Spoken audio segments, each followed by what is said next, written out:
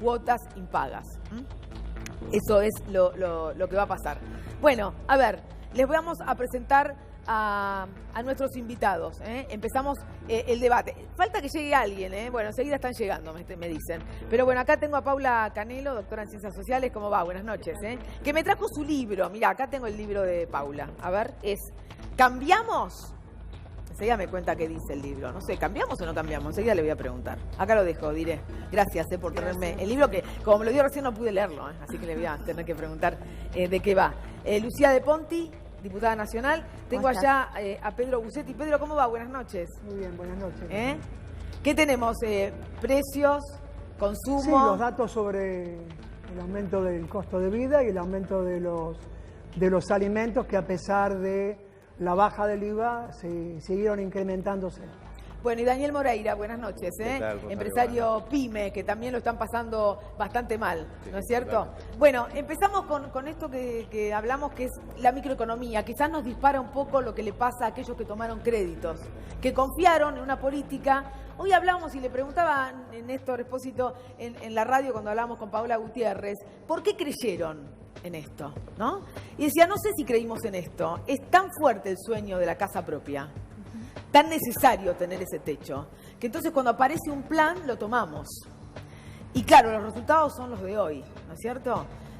¿Por qué es tan difícil en la Argentina tener una casa propia? ¿Por qué es tan difícil sacar un crédito y que las condiciones se mantengan, entonces yo no tenga que perder todo? Mira, creo que lo que le pasa hoy a los que sacaron créditos SUBA es que era la única opción disponible que había en determinado momento en el mercado, digamos, de créditos hipotecarios.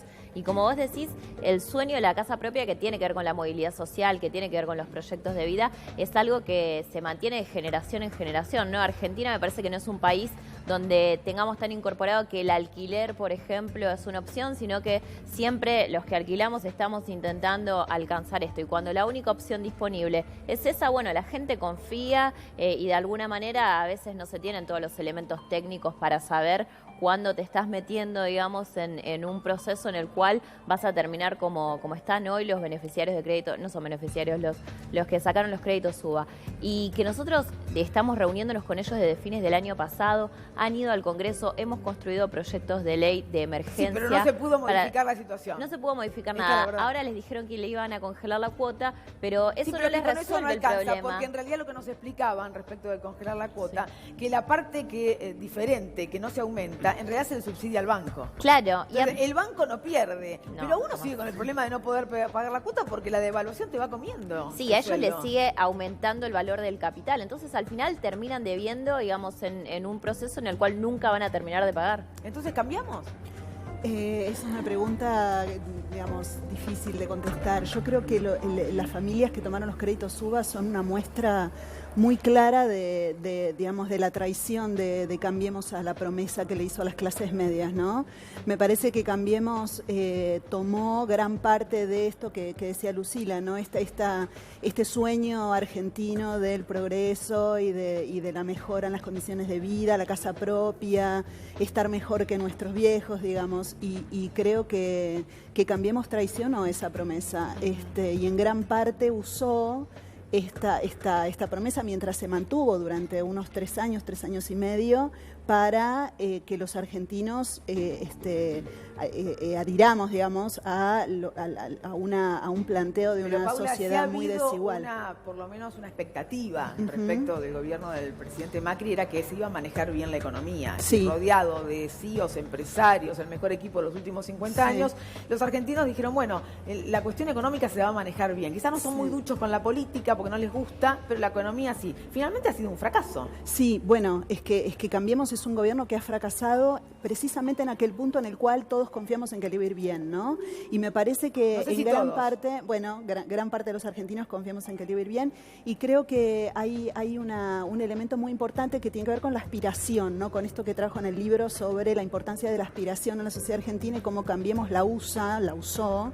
Y me parece, por ejemplo, que el resultado de las PASO, este resultado tan contundente en contra de Cambiemos, tiene que ver con que el gobierno de Macri se transformó de un garante de la promesa aspiracional a un obstáculo a la promesa aspiracional, precisamente por esta incapacidad de gestionar la economía, ¿no? Es que claramente quedó en evidencia que no eran los más indicados para hacer posible nuestro sentido aspiracional de vivir cada día mejor. Pedro, precios, salarios, los precios, ¿cómo están? Porque, a ver, acá se tocó el IVA a la canasta básica, los productos de la canasta básica, y la verdad, las estadísticas dicen que de todas maneras aumentaron esos precios. Bueno, los alimentos aumentaron el 4,5% promedio, pese a que se eliminó el IVA a esos productos alimenticios. Por lo menos a 14 productos se le eliminó el IVA. Y lamentablemente siguieron incrementándose. Ahora, la pregunta es, que debería contestarla el Gobierno Nacional, es por qué aumentaron en principio y en segundo lugar, cuánto hubieran aumentado de no haberse eliminado el IVA. Fíjese un dato, Rosario. La leche en sachet, teníamos un cuadrito, pero bueno, no importa. La leche en sachet... ¿Tenemos un cuadrito, me dice Pedro? Arrancamos con esto. Bueno, a ver. Bueno, esto es el costo de vida anual, aumentó el 54%. Sí. ¿Cuánto aumentaron los alimentos? El 65,1%. 54,5 exactamente. Exacto, sí. En un año aumentaron más los alimentos que el costo de vida. Estamos mencionando a los 50 productos que mide el INDEC mensualmente y sobre datos del INDEC. No hay datos privados, sino originados en el Instituto de Estadísticas y Censos. Y en segundo lugar, el análisis ya particularizado de cada aumento. A ver si lo tenemos. Acá estamos. Bueno, este es el valor de la canasta de esos 50 productos, de 14 productos, 4.125,67. Esto en 2018. Los 50 productos en 2018. ¿Y cuánto cuestan ahora? 6.813 pesos con 45, que es lo que indica que aumentaron el 65%. La eliminación del IVA, como dice la placa, no influyó. A 14 de esos productos no influyó en una disminución de los precios. A ver si tenemos una placa donde está detallado. No tenemos más. No tenemos más. Bueno, le digo, la leche en sachet, el mes pasado, julio, 46,88 precio dado por el INDEC. En agosto, 48,37. Quiere decir que la leche aumentó el 3,2%. Se le eliminó el IVA en el mes de agosto. Sí. Se le quitó el 21%. Así es. ¿Cuánto hubiera costado la leche de no haberse eliminado el IVA si pese a la disminución del IVA aumentó en un 3,3%? El precio hubiera sido 58,50. O sea, hubo un aumento disimulado por la eliminación del IVA en todos los productos que están en la canasta familiar, que son esos 14 productos que se le eliminó el IVA. Bueno, se eliminó el IVA, pero pagás más, ¿viste? Es así, esto es lo que está pasando.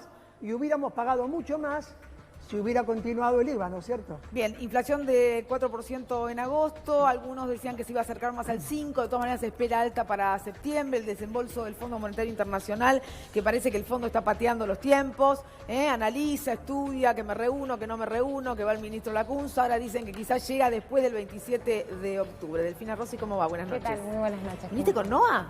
Vine con Noa. Qué bueno, Noa está en el cochecito, así que no le vamos a molestar ni a despertar, esperemos. Sí.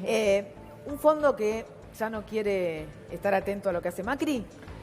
Me parece que es parte de esta ventana que abrió el propio ministro Lacunza al hablar de reperfilar y empezar a reestructurar la deuda, ¿no? Entonces, bueno, la verdad es que hay que decirlo con todas las letras. Pero mirá que para Velocopid reperfilar es choreo. No sé si choreo. No sé, así lo dijo un empresario, yo repito, nada más. Sí, no sé si es choreo. Lo que sí puedo decir es que de los últimos procesos de reestructuración de deuda, si no hay quita, no se ven procesos de crecimiento asociado a esta reestructuración. O sea, reperfilamiento, que es solamente prolongar y cambiar los plazos sin una modificación de eso, la evidencia no muestra que conlleve crecimiento económico. Me parece que esto que estamos viendo de que quizás el FMI no desembolsa porque quiere otros acuerdos, forma parte de esa caja negra que está haciendo hoy el Fondo Monetario Internacional con el gobierno, en donde nos dicen muy poco de cómo es esta reestructuración de la deuda y no tenemos mayor información, ¿no? Bueno, también Rafael Flores, que acaba de llegar. Buenas noches. A ver, estamos hablando del desembolso del fondo, le digo, porque viste que se sentó y me tapaba a mí. Bueno, estamos en vivo, acá pueden pasar todas esas cosas mientras trabajamos. No, usted no tiene la culpa, le digo a mi equipo en todo caso. Pero como pasa, la gente lo está viendo del otro lado, lo explico. Estamos hablando del desembolso del Fondo Monetario Internacional. Pareciera que hay un fondo que está pateando todo, algunos dicen para después del 27 de octubre, es decir, que está esperando que se elija presidente. Sí, eso es lo que parece, en realidad no hay información, lo que se sabe es que todavía no se elevó ni siquiera el informe como para que esto se pueda considerar, y la sensación que uno tiene es que efectivamente se está esperando a ver si se resuelve la situación política en la Argentina como para en ese momento avanzar con el desembolso. Ahora, ¿qué es lo que le preocupa al fondo para estar pateando esto cuando estaba previsto para el 15 de septiembre el desembolso? Lo que le preocupa al fondo en ese sentido, me parece que es lo que le preocupa a todo el mundo, que es qué va a pasar con una economía que está en una situación de mucha incertidumbre, de mucha volatilidad, donde realmente no se sabe qué es lo que va a pasar en los próximos meses. Entonces, lo que no se quiere, lo que tampoco quiere el fondo es entregar la plata y que automáticamente... ¿Pero no se la quiere dar a Macri esperando que haya un nuevo presidente? ¿O qué es lo que no pasa por personas, pasa por despejar determinadas variables. Hoy estamos en un contexto de muchísima incertidumbre donde nadie sabe cuánto va a valer el dólar en 20 días. Entonces, en esa situación me parece que el fondo está diciendo, bueno, esperemos un poco y vamos a ver de qué forma se acomodan las cosas. ¿Qué es lo que están haciendo absolutamente todos los agentes económicos en la Argentina? Todos están esperando a ver qué es lo que pasa y de qué manera se va acomodando la situación antes de tomar decisiones importantes. Y un desembolso de este tipo es importante. No sé si las pymes tienen tiempo de esperar como el fondo. Me parece que no. La verdad que no tenemos, y justamente lo que él decía, es así. O sea, todos están esperando, significa que tenemos desde el 11 para acá absolutamente todo parado. Lo que vos estabas mostrando recién con el tema nada más ni nada menos que el pan. Sí. Nosotros como pyme metalúrgica, con facturas dolarizadas. Y en realidad ¿no? ese tipo de mecanismo de las grandes empresas nos viene pasando desde el 11 para acá, o sea, no te dan un precio, con lo cual, si no tenés el precio del insumo, no sabés cómo vas a vender el final porque no sabés cómo lo vas a reponer. La mayoría de lo que están fabricando con su propio stock, quiere decir de que cuando tengan que reponerlo no lo van a poder reponer, con lo cual todo eso va para abajo. Y estamos hablando de lo poco que se está haciendo. Hoy tenés la gran mayoría de las pymes estamos absolutamente parados, no tenés mercado para vender, nadie quiere vender, nadie quiere comprar, porque básicamente no tenés precio. Si estamos hablando de que lo que no tenemos como pueblo, ¿no? Es plata para comprar comida, mal podés comprar absolutamente ningún insumo, o sea, estamos absolutamente parados y la verdad es que estamos antes teníamos la esperanza de que esto vaya a cambiar, hoy tenemos la convicción de que esto va a cambiar con el nuevo gobierno. Ahora, tenemos que llegar, como sea, a legitimarlo el 27 de octubre y al 11 de diciembre como para poder empezar a recuperarnos. Claro, la gran pregunta es qué hacen aquellos que están pidiendo comida y entonces hay que esperar una emergencia alimentaria dictada por el Congreso. Muchas de las pymes no vamos a llegar, vamos a ver de qué manera, pero no vamos a llegar. O sea, no van a llegar. No vamos a llegar, realmente no vamos a llegar porque no tenés, ya te digo, no tenés mercado. Hace más de un mes que esto está absolutamente parado. No tenés movimiento de absolutamente nada. Eso quiere decir que cierran más, que se queda gente sin trabajo. El último número que teníamos oficial eran 56 pymes por día que estaban cerrando. Las formales, a eso tenés que hablar de las informales y demás. O sea, hay mucho más. Y yo la otra vuelta lo reflexionaba escuchándome a mí mismo. Hoy son 56, hace unos meses eran 40 y el año pasado hablábamos de 25. O sea, no solo es la cantidad, sino es la velocidad con la cual esto se va fagocitando. Néstor. Sí, básicamente, ¿las pymes tienen alguna vía de salida que no sea un crédito a tasas usurarias? Es que hoy por hoy, ¿para qué vas a tomar un crédito aunque no te cobren ninguna tasa? ¿Para hacer qué? Para ponerlo en invertir. Nadie lo compra, lo que van a hacer. ¿Qué? O sea, ¿en qué materia prima vas a invertir si la materia prima que te venden no tiene precio? Porque te hacen esto que han mostrado. Pero en ese escenario, ¿cómo lo vas en ese escenario? Es un perro que muerde su propia cola. Totalmente. O sea, lo único que te queda es resistir con lo que vos tenés y lo poco que vos tenés. Lamentablemente, hay muchas pymes que han tenido que vender sus sus máquinas como fierro, sus galpones mal vendidos para poder pagar las deudas. Esa pyme no abre nunca más. Yo tengo una pyme que tiene 36 años. Tengo el orgullo de que haya nacido el mismo año de la democracia. Puedo decir que no me cuenten ningún plan económico, lo pasé todo. Ahora, este es el peor gobierno de la historia democrática de la Argentina. Ahora, si yo cierro, no abro más. Yo tengo 63 años, vendo todo, no abro más, no puedo hacer más nada. Y en ese esquema hay muchas. Hay otras que por suerte pudieron parar a tiempo, ponerle un nylon a la máquina, y esas son las pymes que rápidamente, porque la pyme lo que tiene es esa velocidad para recuperar de reacción. También, claro. Esa sí la vamos a poder recuperar. Bueno, a todo esto, digo, mientras las pymes dicen no vamos a poder llegar, algunas intentarán sobrevivir, y tenés acampes en la 9 de julio, y el Congreso dicta la emergencia alimentaria, esperemos que hace el Senado la próxima semana, y muchos argentinos piden comida hoy. Hay otros funcionarios que se dedican a provocar, diciendo que en la Argentina no hay hambre, o diciendo que si tienen hambre vayan a los comedores, o diciendo que hacen los acampes para que el gobierno pise el palito. Son declaraciones del senador Pichetto o de la ministra Patricia Bullrich. Escuchá ahora a Elisa Carrió. Esa sangre que caía en un hombre era mentira. Cuando asumió Duarte no hubo más muertos. Los pusieron a los muertos, y yo no estoy defendiendo de la Rúa, porque yo era opositora de la Rúa. Pusieron los muertos. Y ahora quieren en doble juego ponernos los muertos, y nosotros no le vamos a dar ni muertos, ni desaparecidos. Le vamos a dar paz, le vamos a dar no violencia, le vamos a dar república. Nos quieren poner los muertos, dice la doctora Carrió. Me parece que Carrió es una clara muestra de cómo la derecha argentina, cuando está al borde del abismo, es capaz de agitar los fantasmas más primarios que tenemos y hablarnos de desaparecidos, muertos, faraones, ríos, barcos, ¿no? Tormentas, gente que nada y no llega a la orilla. Si uno hace un recorrido por las declaraciones del último mes de los funcionarios, es Carrió, es Bullrich, el otro Bullrich, ¿no? Desde Vidal, Macri, me parece que todos están haciendo un uso muy perverso de los miedos más ancestrales que tenemos los humanos, ¿no? Para tratar de controlarnos y tratar de evitar caer en el abismo. Están en caída libre, ¿no? Y en esa caída libre se aferran a los miedos más primarios de los argentinos. Me parece muy grave y me parece muy irresponsable. ¿Lucía?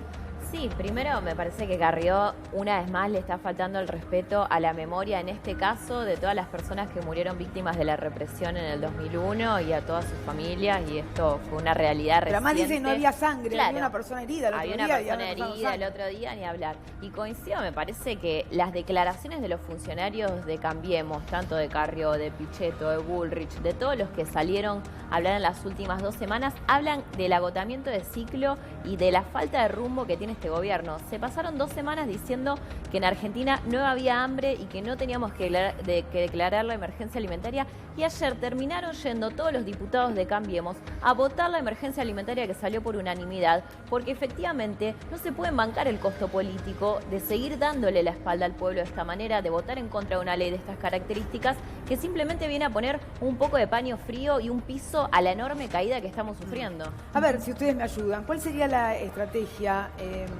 negando la realidad y hablando de Casero, hablando del nazismo, Carrió diciendo nos quieren poner muertos, que la persona que estaba herida no tenía sangre? Igual me llama mucho la atención que diga no le vamos a dar ni muertos ni desaparecidos. No sé si se está haciendo cargo de que ellos nos dieron los muertos y los desaparecidos. Tal cual. O sea, la verdad que, digamos, no soy lingüista, no analizo este tipo de cosas, de discursos políticos, pero me llama mucho la atención que diga nosotros esta vez no se los vamos a dar. Claro. Gracias. Digo, ¿qué hay que decirle? No nos olvidemos que Carrió en sus inicios trabajó con la dictadura de Salta, ¿no? Bueno, por eso es como, insisto, no soy experta en Chaco. No soy experta en estos temas, pero la verdad que llama mucho la atención. Es como, bueno, las frases de Mauricio Macri, vengo a ayudarlos, ¿no? No hubo elecciones, yo vengo a ayudarlos, hay que pasar la tormenta. Digo, yo creo que en un escenario de tanto desánimo, porque sí, esta crisis económica de la que hablábamos evidentemente se refleja muchas veces en las calles, con manifestaciones, con acampes, con un montón de reclamos y organización popular, pero también una gran parte de la población que seguramente nos está mirando ahora, pero a ver, que se queda encerrada en la casa y que se siente Pero angustiada. de cualquier forma no nos tenemos que olvidar de que en realidad la respuesta ya se la dio el pueblo el 11 y se la vamos a repetir muchísimo más contundentemente el 27. O sea, esa es la respuesta concreta a este tipo de cosas. Claro, pero a ver, pensemos un poquito, yo a ver si le pido a todos, ahora voy, Rafael. La doctora Carrió forma parte de una mesa chica, de una mesa política que se reúne los lunes con el presidente. Hay días que salen y dicen, el presidente pide paz, está trabajando para la tranquilidad de los argentinos. Y a los 2 días, estos funcionarios que participan de la mesa chica lo que hacen es dar estas frases. Entonces, no sé si hay un gobierno esquizofrénico, perdido, o no sé qué, ¿cómo lo ve Rafael? Todo eso. ¿Cuál sería la estrategia, digamos, de decir una cosa y después otra? A mí me parece que todo el sistema político está jugando en la cubierta del Titanic. ¿Todo? Sí, todo el sistema político, que tenemos un sistema político que muchas veces lleva a eso. Y que estamos en una situación muy compleja desde lo económico, donde declaraciones excesivamente fuertes en un sentido o en el otro no ayudan en lo más mínimo. Donde por momentos parece que estamos en el ojo del huracán, donde hay una pequeña calma, un pequeño horizonte, pero uno sabe que es un equilibrio muy inestable, que en cualquier momento eso se puede romper y que puede derivar en un agravamiento de la crisis que para mucha gente significa quedarse sin comer, quedarse sin trabajo, tener que cerrar una empresa. Entonces, en ese sentido, me parece que toda la dirigencia política en este momento debería tener un poco más de madurez para tratar de preservar la situación y evitar que se agrave. ¿Pero coincide en todo el sistema político? ¿La dirigencia política está haciendo esto? No, a mí me suena con todos los políticos son iguales y no es así. No, es que por eso, por la madurez, yo creo, de la sociedad argentina y del sistema político, no estamos terminando en un 2001. Y hay una respuesta justamente política, con una oposición ordenada, con lo que decía Lucila de la organización también por parte de la sesión de diputados del día de ayer. A mí me parece que hay muchas dirigentes que están a la altura de la circunstancia. Acá lo que es necesario igualmente es que Carrió y estas declaraciones pasen a la historia y empezar a hablar del famoso acuerdo que necesitamos, de acuerdo social de ciudadanía responsable. Claro, lo que pasa es que no sabes en estos casos si es la voz sola, aislada de Carrió o, insisto, es la voz que no puede dar el presidente de la Nación. Porque si vos formas parte de una mesa chica política que te reunís con el presidente todos los lunes y son estas las apreciaciones, yo pregunto cuál es la interpretación, por eso. No sé qué opinan ustedes. Pedro, sí. Yo interpreto que la doctora Carrió está alentando aquello que tanto se criticó, que es la grieta, y tratando de consolidar el voto más duro, que es ese 30% aproximadamente, que tiene una dosis de egoísmo social, de discriminación social, y que hoy está siendo difundido por las redes sociales, alertando a los partidarios del gobierno nacional sobre un presunto fraude en las próximas elecciones del 27 de octubre, incluyendo a una estrategia para que el voto no sea cambiado en la urna, algo que resulta ridículo. Y además exacerba aquellos sectores que hoy la están pasando mal, que son miles, millones de argentinos, que están teniendo una actitud de mucha pasividad y de mucha tolerancia ante situaciones que en otro momento hubieran generado conflicto social. Por algo, los acampes son absolutamente pacíficos, salvo que intervengan las fuerzas de seguridad. Exacto. Y allí se complica. Como en toda manifestación popular, cuando no interviene la fuerza de seguridad, el clima es de absoluta paz, no hay ningún hecho de violencia. Basta que intervengan, que se produzca algún hecho que todos repudiamos y que deseamos que no se produzcan, porque todos necesitamos llegar a octubre con el clima de paz para poder elegir un nuevo gobierno que cambie esta historia, ¿no? Lucía. Sí, desde el mismo gobierno a veces se tiende a decir, bueno, Carrió es así y hay que dejarla hablar y lo que fuere. Incluso los analistas que la ven también dicen, bueno, Carrió forma parte de otra cosa. Ahora, con Macri corrido, si probablemente el presidente pierda en las próximas elecciones, con Macri corrido, Carrió va a ser una de las opositoras más poderosas, porque fue, dentro del oficialismo, fue una de las que mejor le fue en el armado de listas, va a tener un bloque legislativo importante. ¿Cómo se imaginan una oposición si Macri, en caso de que pierda, se aleja y Vidal también derrotada? ¿Qué papel va a jugar Carrió en la próxima oposición? oposición. Sí, a mí me parece, digo, volviendo a lo que decían recién, y coincido con lo que vos decís, digo, estos dirigentes que se sientan en la mesa chica de Cambiemos, como Carrió, bueno, Pichetto, que ahora se ha incorporado, Patricia Bullrich, que es una de las ministras que más poder ha tenido, son quienes salen a expresar este tipo de declaraciones que efectivamente no solo que profundizan la grieta, sino que en un contexto de tanta incertidumbre e inestabilidad generan efectos muy nocivos. Y yo no coincido en que sea toda la dirigencia política, porque del otro lado tenemos un candidato a presidente que está hablando de superar la grieta, de que no va a haber ningún ministerio de la venganza, de que vamos a dejar atrás estas discusiones, de que los argentinos nos tenemos que salvar entre todos o no se salva nadie y que hay que salir adelante todos juntos. Tuvimos una sesión ayer en la cual si la oposición la queríamos pudrir, por decirlo coloquialmente, si queríamos decirle un montón de cosas al oficialismo, teníamos los micrófonos abiertos para hacerlo y lo podríamos haber hecho. Y sin embargo, se priorizó el objetivo fundamental, que era declarar la emergencia alimentaria, porque hay un montón de compatriotas que hoy no pueden llevar el plato de comida a la mesa. Entonces me parece que si queremos empezar a atravesar una nueva etapa en la Argentina, desde lo económico, pero también desde lo social, lo cultural, y empezar a pensar realmente en que en Argentina en 10 años tiene que ser un país con un montón de cuestiones resueltas, hay que dejar estas cosas atrás, ¿no? Y que Carrió no puede hacer un uso constantemente histriónico de su espacio de representación pública, sino que por el contrario tiene que asumir la responsabilidad que tiene. Entonces, Paula, ¿no es toda la dirigencia política? No, yo creo que en absoluto. Me parece que la oposición al gobierno de Cambiemos está mostrando realmente por primera vez en mucho tiempo para lo que fueron los últimos 4 años, una responsabilidad política extraordinaria. Digo, yo realmente me parece muy respetable lo que están haciendo, porque con un gobierno en caída libre sería muy fácil, ¿no?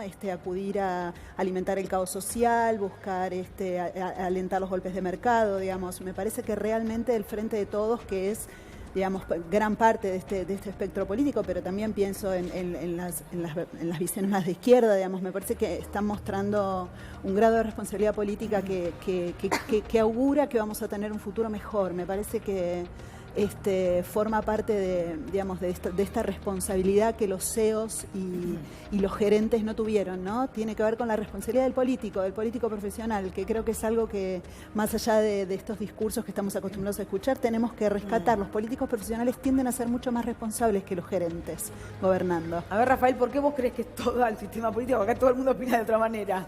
Está perfecto y me encantaría tener una visión tan clara y tan separada. Yo creo que hay problemas en todo el sistema político. Obviamente hay responsabilidades diferentes entre todos los representantes, pero me parece que hay una lógica donde, por ejemplo, en la medida en que el presidente siente que tiene que seguir compitiendo para las elecciones, trata de endurecer su discurso, trata de plantearse desde otro lugar, eso genera una respuesta desde el lado de la oposición y se va generando un clima en un momento que es muy complejo.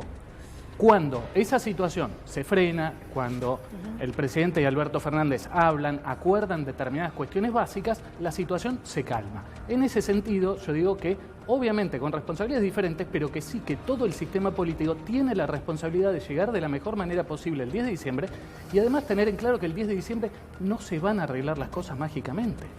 Que vamos a tener una que vamos a tener una situación muy compleja donde va a ser necesario seguir construyendo acuerdos, consensos lo más amplios posibles y tratando de reencauzar una situación que desde lo económico va a seguir siendo complicada durante bastante tiempo. Bueno, lo que Alberto Fernández viene mostrando son esa foto del otro día en la provincia de Tucumán con la Unión Industrial Argentina, con la Confederación General del Trabajo, hablando con el campo como socio. Me parece que está mostrando a la producción y al trabajo juntos alguna vez en una misma mesa para salir adelante. ¿Esos son posibles acuerdos o no? Sí, por supuesto. Ahí yo quería volver un poco a la reflexión anterior de qué pasa con el liderazgo de Lilita Carrió. Sí. Y ahí en esta necesidad que va a tener la Argentina de generar grandes acuerdos, también es importante preguntarse cómo el Frente Cambiemos va a quedar estructurado, ¿no? Pues yo creo que todos sí, ¿quién va a liderar y con la qué oposición intención? Generalmente tiende a fracturarse,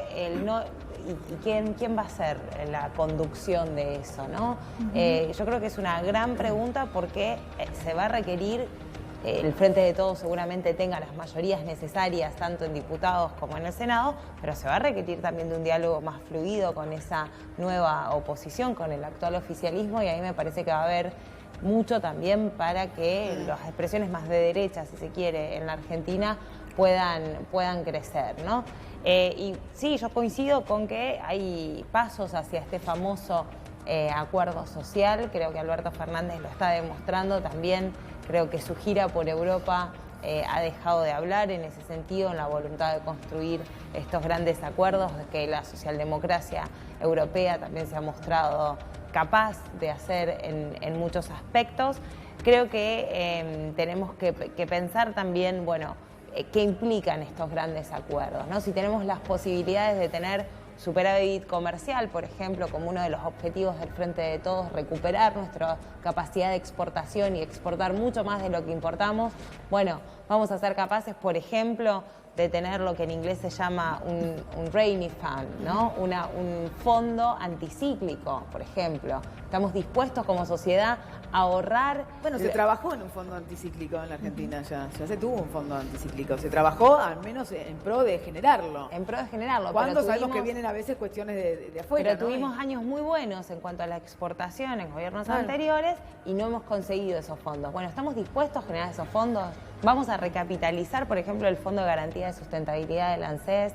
Digo, me parece que hay muchos debates importantes que para dar. A ver, Lucía, estamos hablando acá del oficialismo. Si todo sale en 27 de octubre, como pasó en agosto, siendo opositor. Y algunos ya dicen que Vidal se corta sola, ya no quiere estar en los actos con el presidente de la Nación, que Rodríguez Larreta intenta asegurar el terreno de la capital federal y que ellos pueden ser los que armen esa oposición. Sí, se habla de eso en Cambiemos. La realidad es que la relación entre Macri y Vidal hoy está quebrada, está fracturada, aunque en el gobierno se empeñan en decir que el problema es justamente entre Vidal y Marcos Peña. La realidad es que Vidal esquiva a Mauricio Macri. Hoy, por primera vez después de las PASO, Macri tuvo un acto en Pergamino para hacer la inauguración de un tramo en la Ruta 8. Vidal se quedó en Mar del Plata con sus candidatos. Están haciendo una campaña completamente separada. Y lo que se habla en Cambiemos es, bueno, al menos desde el sector que componen Vidal y Horacio Rodríguez Larreta, es en Larreta si gana la ciudad, si retiene la ciudad, como el nuevo jefe de la oposición, y una Vidal trabajando con Larreta desde la provincia de Buenos Aires. Macri aspira a seguir. Contamos el otro día que el presidente dice que, bueno, que si él llega a perder, se va a ir un tiempo, se va a alejar un tiempo, pero después quiere volver en el momento oportuno, dicen en La Rosada, él va a volver, y eso es lo que dicen Macri Peña. Bueno, la verdad es que hay muchas internas que hoy en día están a flor de piel en la Casa Rosada. Bueno, escuchamos al presidente de la Nación. ¿Lo tenés ahí? A ver, ¿qué dijo? Todo lo hemos encarado con la misma seriedad y el mismo amor para que esto funcione, para que nos ayude a crecer.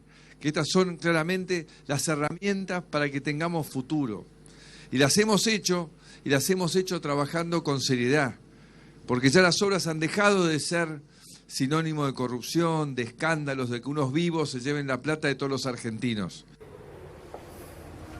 Bueno, el presidente hablando de la obra pública y diciendo que esta obra pública se hizo sin corrupción. ¿Se hizo sin corrupción?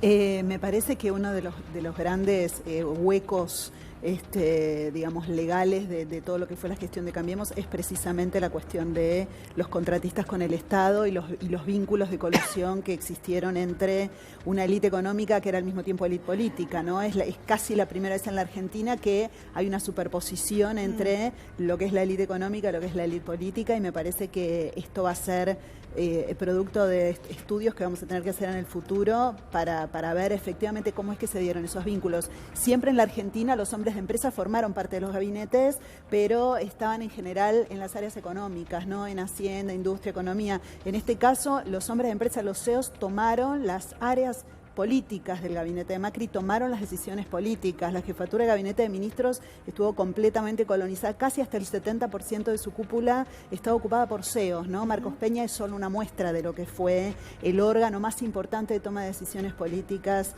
en un gobierno, y creo que esto es algo que vamos a tener que estudiar, cómo se dieron los vínculos y cómo se dio la superposición esta siniestra, digamos, que resultó en este fracaso estrepitoso entre la élite económica y la élite política argentina durante estos 4 años. A ver, Néstor, vos tenés información sobre esto. Sí, básicamente cuando se habla de corrupción, digo, parques eólicos, la venta de la empresa que concesionaba Autopistas del Sol, la renovación de la concesión de las autopistas, la concesión de las rutas aéreas, la venta de Macaera Bianca, ahora en quiebra, el autoperdón de la deuda de Correo, Panama Papers. Seguimos hasta mañana si quieren. Pedro.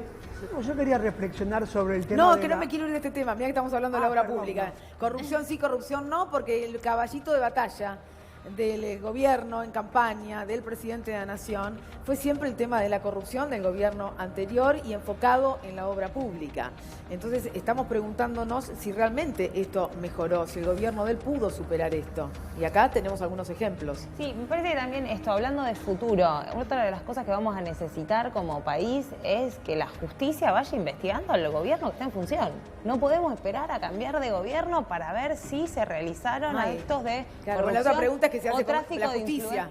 El punto Claro, es que se hace con el Poder Judicial. Estamos siempre esperando a que cambie de gobierno para ver si hubo tráfico de influencia, si pasó esto, si actuó. Tuvimos una oficina de corrupción, anticorrupción, de corrupción. Fallido. Salió fallido. Una oficina que avaló la corrupción. No, la oficina de anticorrupción que claramente miró para otro lado. O sea, institucionalmente tenemos que avanzar hacia un esquema en donde es evidente, yo coincido con lo que decía Paula, es evidente los vínculos que tiene y que tuvo el gobierno de Mauricio Macri. Y además parece un poco escandaloso cómo en estos últimos meses se están acelerando las licitaciones y el intento de terminar todas las obras, ¿no? Digo, solo con están paradas las obras y la han tenido que parar porque no hay presupuesto para eso. No, pero algunas las obras están terminando, paralizadas. Algunas y otras están terminando de hacer las cosas, me parece. Al menos en la sensación de, plazo, claramente, de recorrer la ciudad. No, realmente me parece que algún político mucho más sabio que uno decía que la única verdad es la realidad, ¿no? Y la realidad concretamente es que estas obras que dicen que van inaugurando, que inauguran 8 kilómetros, que dicen que inauguraron 700.000 kilómetros, inauguraron 400, son clara muestra de la corrupción que tiene el gobierno sistemática, ¿no? Vos recién hablabas de un empresario de la salud que decía que se la chorearon. Bueno, los mismos empresarios de la salud, cuando asumió Macri, dijeron, bueno, ahora vamos a tener un gobierno mejor porque ellos saben cómo tienen que hacerlo. Bueno, lo que saben que tienen que hacer, los grandes empresarios lo hacen de esta manera. O sea, no pueden trabajar si no tienen ese tipo de manejo. Rafael, la corrupción, la obra pública. A mí me parece, yo coincido con lo que planteaba ella en cuanto a que no me parece que sirva decir al gobierno anterior lo acusan de corrupción, entonces mostramos que este otro también tiene acusaciones de corrupción, sino que lo importante sería que efectivamente se investigue y que se investiguen a los gobiernos que están en funciones, porque si no, permanentemente es esta lógica donde si cambia el gobierno, entonces se investiga para atrás, y si se mantiene, entonces no pasa nada. Me parece que esa cuestión es clave y tiene que ver con el funcionamiento no solo de la justicia, sino también de las instituciones dentro del mismo Poder Ejecutivo. Un tema más, el tema del Paseo del Bajo, donde la Auditoría de la Ciudad de Buenos Aires ha pedido información y no se da información sobre cómo son las licitaciones, qué está pasando. Digo, también hay mucha complicidad, digamos, ha tenido el escenario perfecto para licitación de obras públicas con grises, que era la coordinación de la provincia, la ciudad y la nación. Digo, hay muchos temas que yo creo que van a tener que mirarse en detalle y que también es importante que desde los medios de comunicación los empecemos a charlar. Laura Alonso dijo que no iba a investigar ni a querellar. Sí, y en ese sentido, digo, decir que desde el Frente de Todos, por ejemplo, está la propuesta también de Matías Lamens de crear una oficina de anticorrupción en la Ciudad de Buenos Aires que esté gestionada por la oposición. Digo, el eje de transparencia en la función pública son propuestas que también lleva adelante el Frente de Todos. Sí, creo que nosotros está claro que, digamos, como Estado, como sociedad, tenemos que proponernos el objetivo de avanzar hacia una práctica política institucional de mayor transparencia y erradicar la corrupción. Ahora, esto no tiene nada que ver con toda la construcción discursiva y el objetivo electoral, comunicacional que ha tenido Cambiemos durante estos años, de fortalecerse, señalando constantemente, incluso manipulando a la justicia para darle sustento a la justicia y a través de los medios a un montón de causas y un montón de acusaciones de corrupción al gobierno anterior, cuando, como decía Paula, este gobierno con mucha representación empresarial ha venido al Estado para seguir promoviendo y realizando los negocios que antes hacían del otro lado de la ventanilla. Entonces creo que lo que está pasando también ahora y que se manifestó en la elección es que la sociedad, el pueblo argentino ya no compra más esa mentira, digamos, no compra la mentira que Cambiemos le hizo, una de las tantas que le quiso hacer creer durante estos años, cuando durante todo este tiempo estuvieron fomentando y promoviendo sus propios negocios con sus propias empresas en la obra pública, en la energía, en lo que tiene que ver con el comercio, digamos, en todas las áreas. Esto es absolutamente evidente. Bueno, pero acá ha habido un entramado, Néstor, también digo, entre una red paraestatal armado de causas, espías, medios o algunos colegas ayudando quizás a la difusión de determinadas noticias. ¿Es un entramado que nos podremos sacar de encima esto? Sí, a ver, Paula, creo que sí. Sí, me parece además que las instituciones, el Poder Judicial, los medios de comunicación, no todos, pero en gran parte le han otorgado un blindaje, digamos, por recurrir a una palabra bastante popular, le han otorgado un blindaje a un entramado de corrupción que cuando empiece a desatarse nos vamos a asombrar. Y me parece que en cierta forma también tiene que haber una autopreservación por parte de estas instituciones, ¿no? El Poder Judicial debería pensar también, como ha pensado en otros momentos de su historia, pienso por ejemplo en la transición a la democracia, luego de haber avalado los crímenes de la dictadura, ¿no? Como el Poder Judicial comenzó a pensar en reconstruir su propia legitimidad ante la ciudadanía. Me parece que, digamos, están realmente deslegitimados la justicia y los medios de comunicación, y creo que incluso por una cuestión de autopreservación institucional deberían empezar a pensar un poco en abandonar estas prácticas y comenzar a establecer vínculos un poco más democráticos y saludables con bueno, con tengo las que hacer oposiciones. la pausa, Vamos a seguir, por supuesto, con el debate. Néstor, lo que te pido es que me adelantes qué vamos a contar después de esa pausa. Revés para el periodista Daniel Santoro en la causa de Dolores. Ahí está, enseguida te contamos por qué ese revés para Daniel Santoro. Pausa y regresamos. Hay otra historia.